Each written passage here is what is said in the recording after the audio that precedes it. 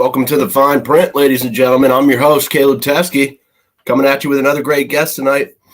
And they just keep coming. I do want to give a couple of shout outs to Doe from Doughboy Farms. We got to reschedule. We had some connection problems, but I'm really looking forward to having Doe on the show. Tom and Jen McGinty from McGinty's Magical Meds. Joel Bedard, another great interview right there. Full spectrum bitch. Nick Heilig, another artist spotlight right there. If you haven't checked out some of Nick's art, I suggest you go do so. And then we had Christian and Jen from Rad Twos. We had Leslie Engelking from the Foundation of Cannabis Unified Standards. We had Rob's Cure, and who just dropped a new project here. I encourage you to go check out his new project that he dropped. And coming up on Tuesday, I got Tara Evelyn from Fat Nugs Magazine. We're going to have a lively discussion here. And Thursday on the 7th, I got Glenn Anderson coming on. Glenn was the first person I talked to in person when I started this project about 2 years ago. Sunday, I've got Brianna Woodward, who designed my original logo and is doing a bunch of stand-up comedy down in Massachusetts. And I'm super excited to have Brianna on. The 12th, we've got In-House Genetics. The 14th, I've got Tim Blake from the Emerald Cup. The 17th, I've got Charles Stockgill, Charles the Hashishan. That's going to be a super fun interview. I got Mark Chaldone on the 19th. I got Miguel Lopez coming back on the 21st. We had to reschedule. Yeah, we'll leave it there. And then tonight we got kind of a double whammy here. We've got a confluence of cannabis and packaging, and I'm not going to waste any more time. Let's bring my guest on. It's Alyssa LuBow from here. Let me slap this up. Faustini Farms, Lubow Packaging. Alyssa, thank you for being here with me tonight. Hi, Caleb. Thank you for having me.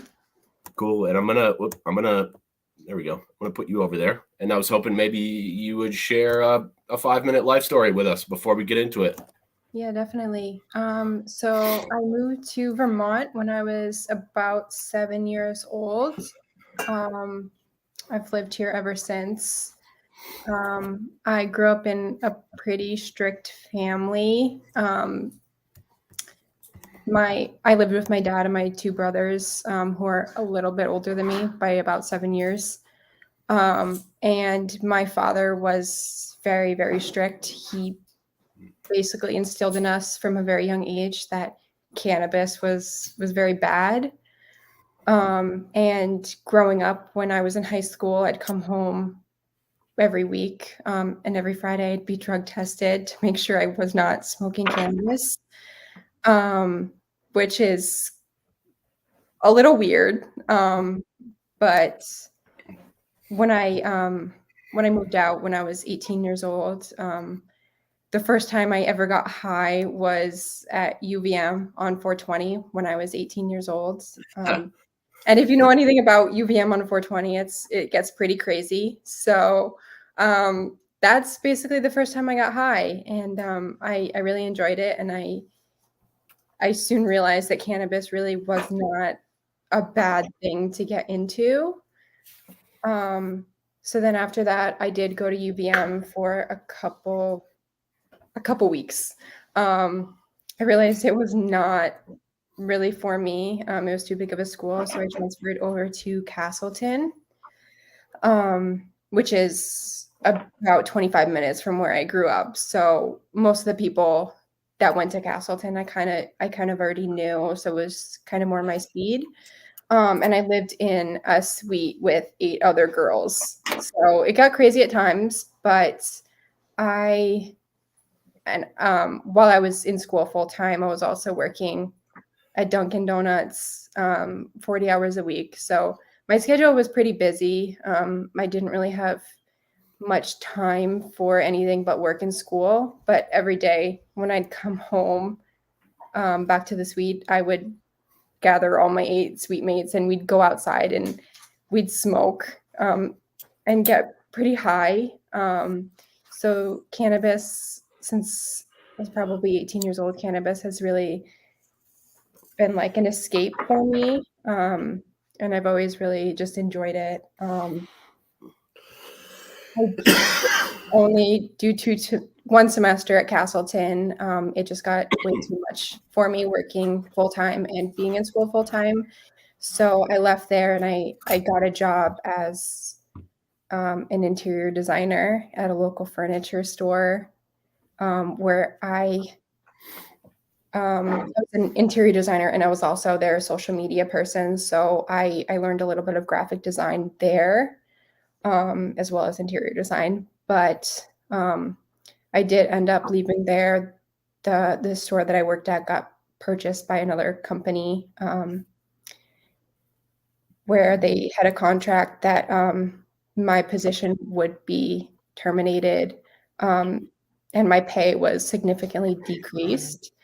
So I did end up leaving there. I started bartending at a club in Rutland. Hey, yeah. It was not my speed. I'm usually in bed by 10 o'clock the latest, and going home and going to bed at 3 in the morning was just too much for me. But I definitely learned a lot bartending. But in the process of bartending, cannabis was in the process of being legalized. So for Faustini Farms, my partner and I, we sent in our application for Faustini Farms, a tier 2 mixed cultivator, I believe April of 2020. So we were one of the first licenses to be submitted. So yeah, that's my 5-minute life story. But you nailed it. It was about 5.5, but you really, boy, nice timing there. Yeah. Thank you. So what I'd like to do, I want to ask you obviously about the packaging stuff, but I'm going to save that till after. What I'd like to do is maybe run through the formation of Faustini Farms. I think I said it wrong last time. I said Faust, but yeah, Faustini Farms. It's either way. Yeah. And so you said you got a tier 2 mixed. I'm curious sort of how you guys went about finding a location for your business. And let's start there and then we'll get into the other stuff. Yeah, so the land that we grow on, or the property that we grow on, it's been in my family for a couple of years. So we were fortunate enough to already have the means and a place to grow, instead of just leasing a space. So that was already secured. So we were super lucky with that. Yeah, it does seem like that's a big issue. You know, you got to either be super friendly with your landlord or own your own property. Yeah, definitely. So let me ask you sort of about the application process. That's something I like to ask everybody about.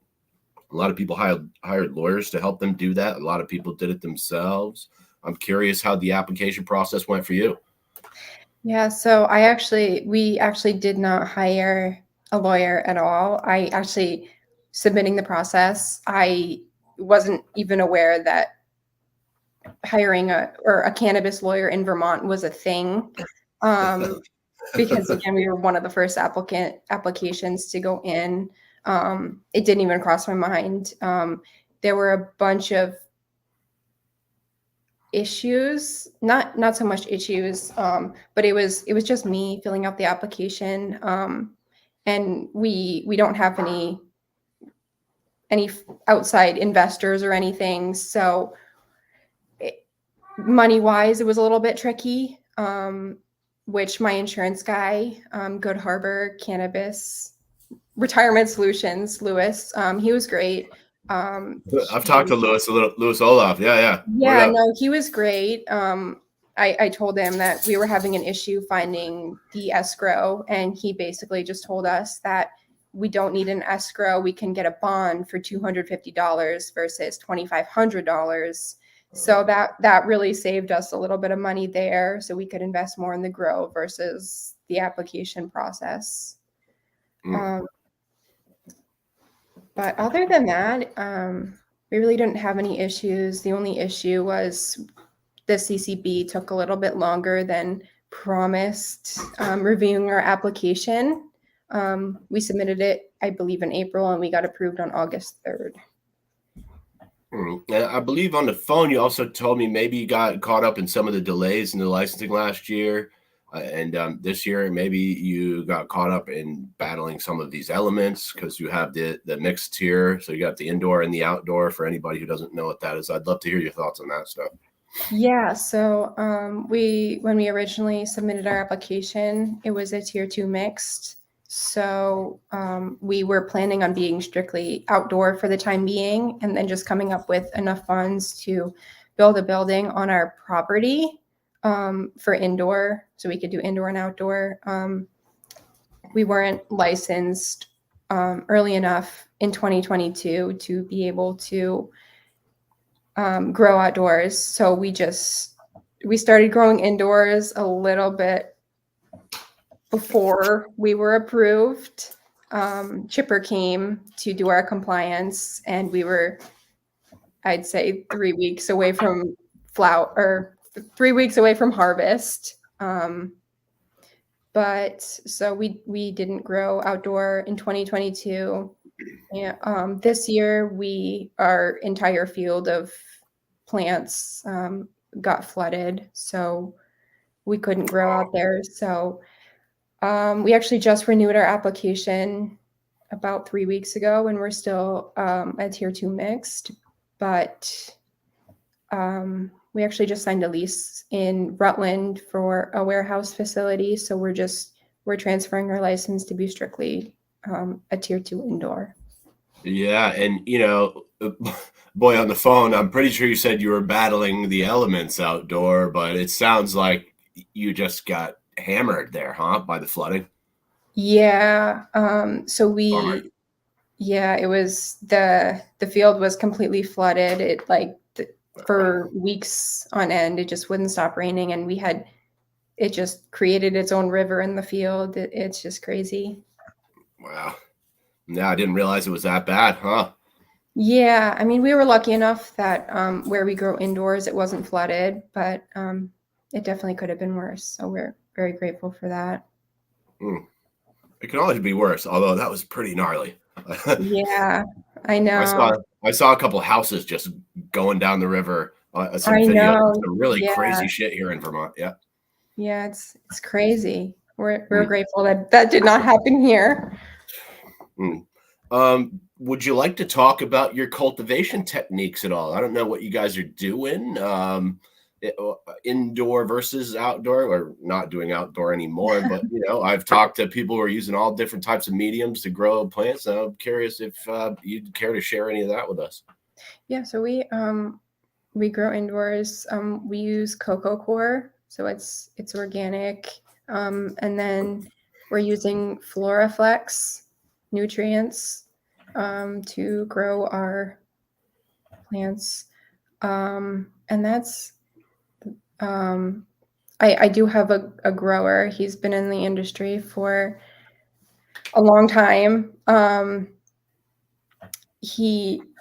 Caleb actually met him when we were doing the sound check, but he's very low key, and he does not like his face being plastered everywhere. So he was definitely not down for this interview, but he knows what he's doing, and is a really great grower. Cool. And, respect to all those guys. There's been a bunch of people who I've tried to get on the show who are like, no, I don't do interviews. And I'm like, yeah, respect. Yeah, no, it's definitely, if you've been in the industry for this long, it's just like instilled in you that you don't want your face shown. So. Yeah. And I want to do a shameless slap here. I'm with Alyssa LuBow from Faustini Farms and Lubow Packaging Company. I'm supposed to do that like every 10 or 15 minutes. Yeah. So let's see. We did the application process. We're talking about the cultivation. What type of strains are you growing over there? I haven't seen any of your herb up here. I feel like we're in different parts of the state, and I don't really see it much up here. Yeah, we actually do not deal with anyone above Burlington. It's just we're in Rutland, so it's just such a long drive for us. We were actually in Morrisville, I would say like 3 weeks ago, and it was like I don't know what happened, but the GPS took us on this crazy route, and it was a 4.5 hour drive. Oh, It was the longest drive in Vermont in my life. I didn't know Vermont was that long. So it's not. You must have done a couple of twisties. Yeah. I don't know what happened, but it was crazy. We got home at like 11:30 at night, and my dogs were mad at me. They were in the car all day, so they were very pissed. But yeah, right now we're growing funfetti, apple fritter, um, strawberry runts. Cool. Yeah, so we deal with a bunch of dispensaries in Burlington, and then mainly just here in Rutland County. Do you got? And I mean, I've been down there to Mountain Girl. I haven't been to somewhere on the mountain at all, but you got anything at Mountain Girl? We do deal with Mountain Girl occasionally. We deal with somewhere on the mountain. We haven't dealt with the gas station, but down to the Roots, and then Greenleaf Central up in Burlington. Joey's a great guy. He's a character. Yep. And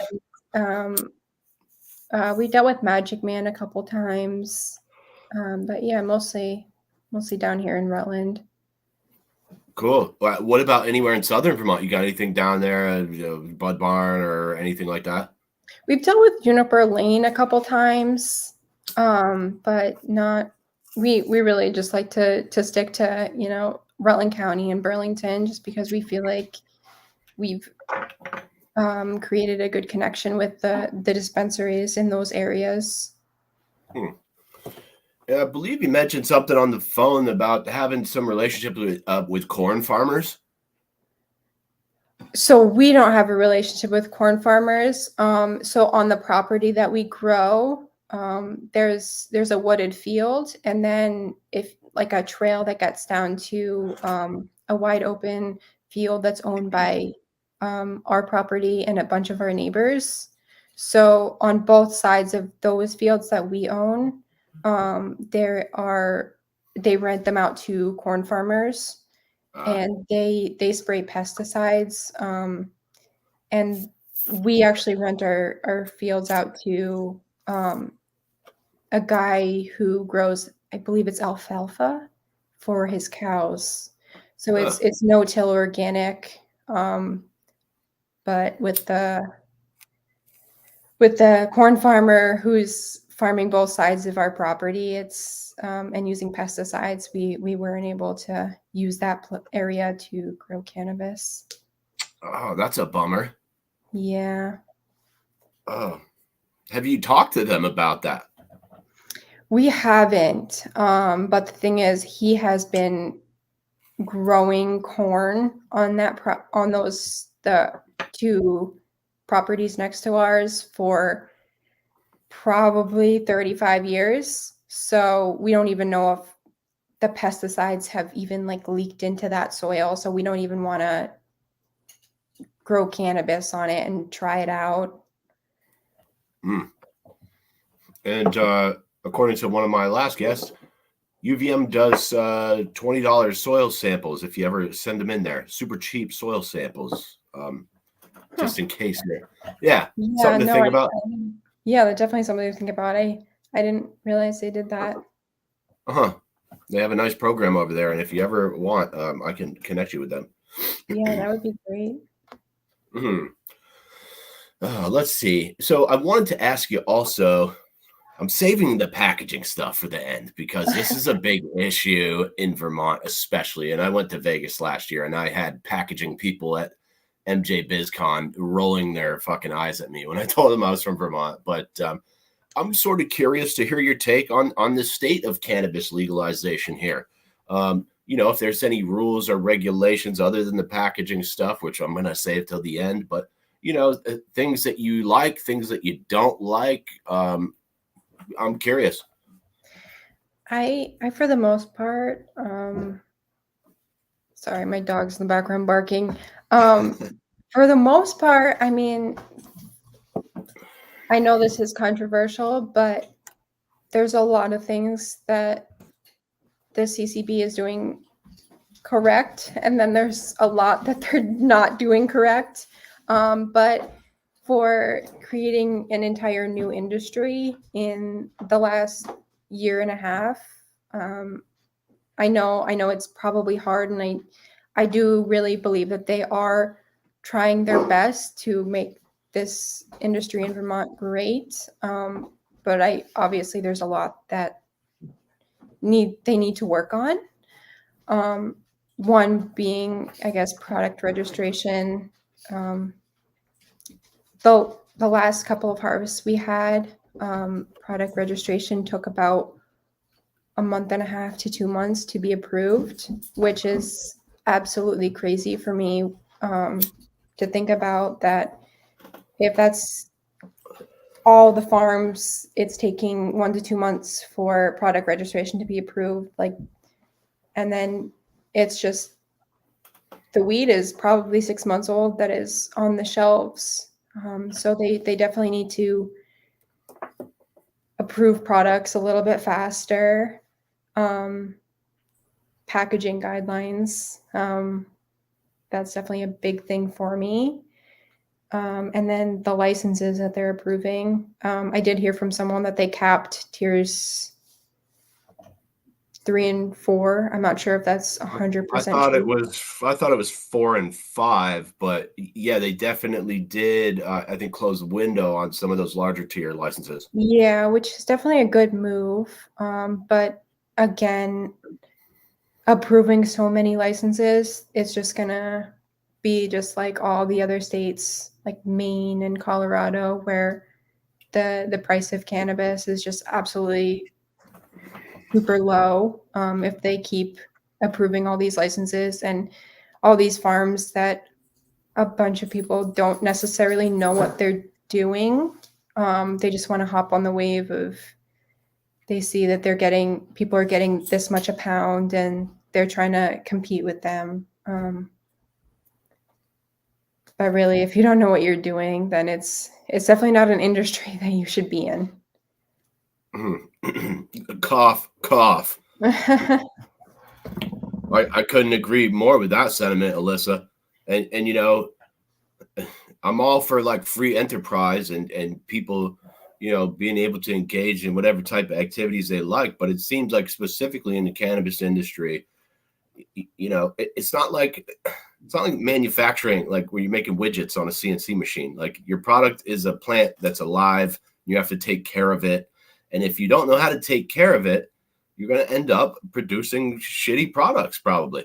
Yeah. And I, working with all of these grows and just basically, working with all these grows and hearing all these stories, people talk, and there's a lot of people in this industry right now who really don't know what they're doing at all. And I'm not sure how they've really gotten this far.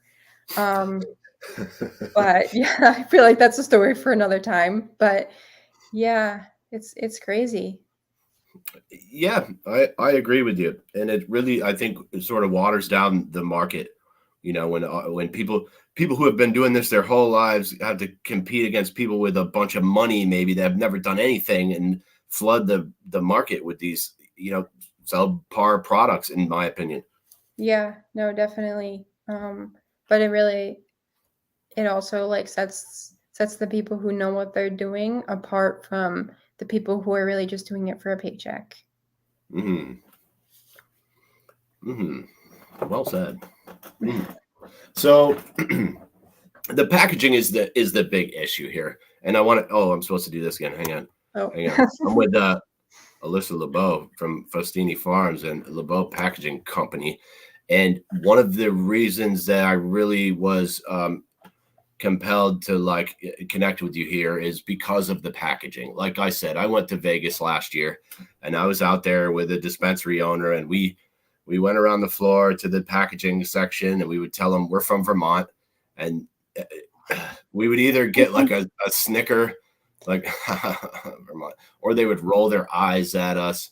And you know, the packaging is such a huge issue because you have to do it. So let's get into that. I want to let you start this conversation, and then I'm going to chime in with some follow-up questions.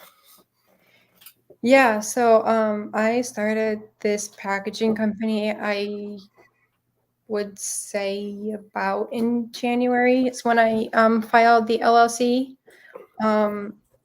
which I have never really been in the packaging industry. I helped my brothers. They are in the hair technology industry, and they purchase glass jars for their product. And when I helped them, I had to source glass jar manufacturers for them. And it is a manufacturer here in the U.S. They're located in Louisiana, and so I've kind of had a little experience with the glass jars, but not specifically packaging. But yeah, so I created the packaging company in January after our grow, Faustini Farms. We purchased, I I have to say, 2 or 3 different packaging options for our flower and pre-rolls that we were originally told were compliant. We spent probably $6,000, and then the CCB turned around and told us that the packaging that we purchased was not compliant with the flower. One being So it was initially compliant. You bought all Yep. this stuff, and then we're told that it was no longer compliant. Yep. So we purchased compostable pre-roll tubes, the plastic ones with the pop tops. We were told that those were completely fine, so we purchased those. We spent a good amount of money on those. We had to not throw them away, but I sold them on eBay. And then we purchased, I want to say like 50,000 of the Humidico caps for our flower jars, which our product registration was approved for them. We purchased 50,000 just so we could, if they were ever out of stock, we would not have to wait for them to be back in stock that we would have. So we had a back stock of them.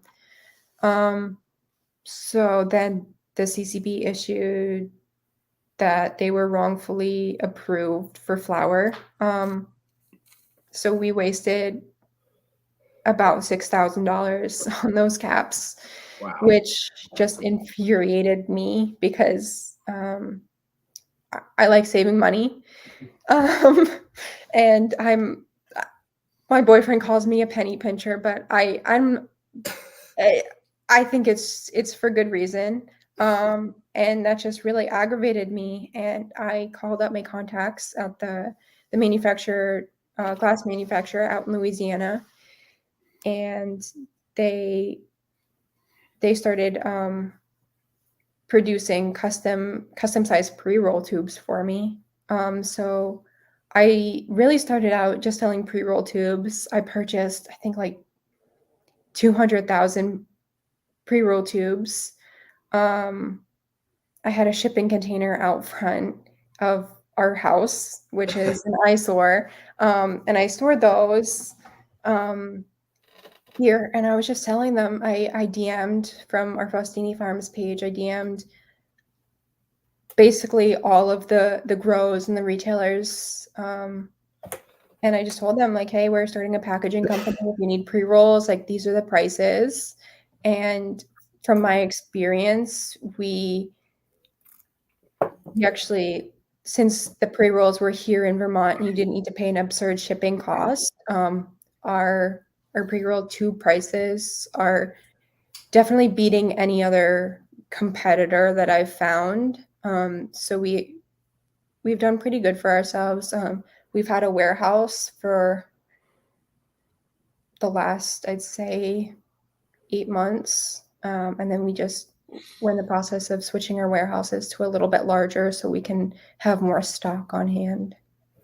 Yeah, and I got a comment on my Instagram post yesterday from Tall Truck, who's saying he's very pleased with Lubow Packaging.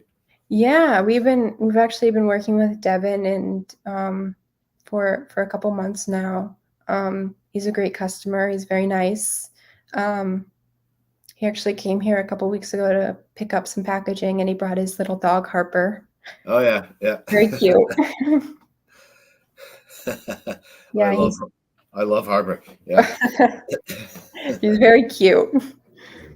Yeah, so I'd like to ask you a couple questions about. So I don't know if you're planning on doing any manufacturing at any point, but these edible caps. So I think they just raised it to 100 milligrams per package, but also to me it would be nice if I could go into a dispensary and buy it like a Lucy. Like you Yeah. just hand me a joint. I realize that would maybe fuck up your packaging business, but I'm curious to hear what like some of these regulations to me seem overly burdensome, and it seems like it's creating maybe wasteful packaging where it doesn't need to be. It definitely is in a way. It would be great to just go in and buy, a single pre-roll, and just walk out with it in your hand. But I don't think the CCB would ever in a million years approve that. But in my perspective, importing or just basically shipping glass from where it is to Vermont it's very costly. And it on the back end, it definitely creates a lot of waste. There has to be a lot of packaging in place to make sure that glass in shipment does not break. It's a little bit different from where I import it because I don't import my glass jars from China. They're made in Louisiana, so there's not that much. There's not a whole sea shipment. But there is still a lot of waste. The boxes are the glass jars in the boxes are completely covered in bubble wrap. They're double box. There's cardboard edges on each box just to make sure that they're not going to break from Louisiana to Vermont. So I honestly, if that's just from Louisiana to Vermont, I can't imagine the people who are importing glass jars from China to Vermont, and the extra packaging that entails. But I'm sure the people that I work with have probably noticed. We try to reuse our packaging as much as possible. So if I am labeling someone's jars, so we do label application. So if I apply labels to someone's jars, you did my next segue for me. That was going to be sorry. No, that's good. I love when the guests do the segue. Yeah. Yeah. So we do label printing and label application. So I'm all about local, whether it's in the United States or in Vermont. But we work with the local printing company here in Rutland. Actually, they're in Rutland County. But they print our labels for us at a very reasonable price just because we order so many a week. And they're super high quality, but we do apply labels as well. So, but most of my customers can attest to this, that when they're picking up their boxes of labeled jars, sometimes they get reused boxes just from all the packaging that I use. So I hardly ever go on Uline or buy buy boxes. I mainly just reuse the bubble wrap that all the other boxes come with. And then the backings of the labels. So there's like a paper backing. I'd imagine most people just throw those away. We use those just to when we're shipping products out as like packing foam. We use the paper. So we try to be a little bit better for the environment in that aspect. So. Shameless lab. I'm here with Alyssa LuBow, Faustini Farms, Lubow Packaging Company, and a little bit. Can I slap this back up here? A little bit. Your logo kind of looks like Oh, does it? I didn't even notice that. Okay, no, the packaging company, it kind of looks like a middle finger. I was wondering if there was some subtle imagery there. No, I no. My graphic designer actually created that. If you turn your head, it's supposed to be an L, but I see where you're getting that from. I may have to have her change that up a little bit. No, I like it. It's good.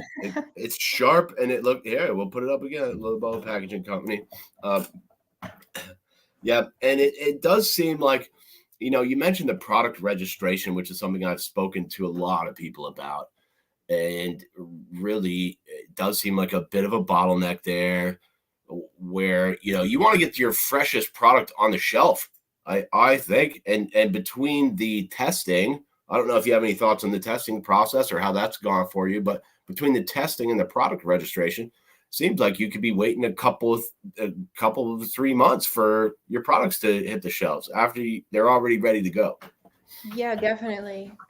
This last harvest, we got stuck behind the outdoor harvest. But we sent our products in, and we were waiting about 2 weeks for our products to come back with test results, which isn't as bad as some people that I've heard this time of year, but it's still a very long time.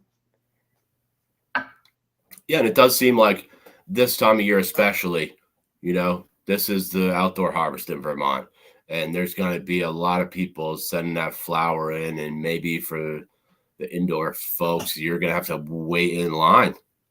Yeah, definitely. We spoke to the people at BIA when we dropped our samples off, and they didn't want to experience the same thing that they did last year, where people were probably calling and screaming at them because they haven't received their test results in a month. But so they hired a bunch of, I'm assuming, seasonal help just for this busy harvest season. So they were really great about that, but still took a little bit longer than normal, but it's understandable. And did you say you also do like design work and logos and stuff like that? Yep. So we do it all. So I work with a graphic designer. I have slight graphic designer experience from my old job, but I have a graphic designer. She's really great. She works remote. She has a regular 9-to-5 job, so she basically does the designs when she gets home from work or in the morning. But she does the designing for the labels, and then she emails them over to me, and then I send them over to the client. And then if they want any changes, like, hey, move this lettering a little bit over, that's basically what I do. So she does the designing work, and then I do the little editing work. But yeah, we do label designing, logos. We do it all. Yeah. So I assume you did your own logo. Yeah. I created our Faustini Farms logo, but the designer, she created our middle finger logo. Man, maybe I shouldn't have said that. You're okay. You're not going to get her in trouble. No, I like it. It looks sharp, and thank you for putting together that thumbnail for me. It looks really nice for Yeah, the yeah, no for the problem. I video. thought it'd be easier for you. It is. I need help with that shit because I don't know how to do it at all.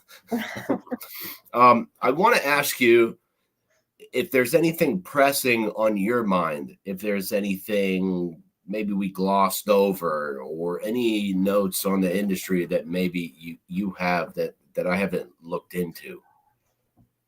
I I think you're doing a pretty good job doing your investigating and reporting and everything. Thank you. I see the things that you post, and I'm like, how did he figure that out?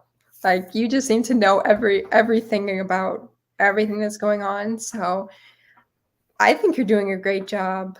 Well, don't flatter me. I, that'll only get you everywhere. Yeah. yeah, no, I watch all of your interviews. I'm gonna be No. honest, I don't watch them live because I'm probably in bed when you do them. But I watch them on YouTube, and I think you're doing a really great job. And Well, thanks, Alyssa. I appreciate yeah, that. Yeah. yeah, definitely. Mm. So we didn't miss anything. There's no hidden thoughts that you have on this because I'm running out of shit here. I Oh had a gosh, I don't. I think you hit everything. yeah. Okay. Well, I was hoping maybe one more time at the end. I always leave the last word for the guests, and I'm gonna do one more shameless slap here. Faustini Farms, Lubow. Let me get the banner out of the way, then we can see Lubow Packaging Company. Oh, and there it is again. How do I get that off of there? There we go. It's Alyssa LuBow.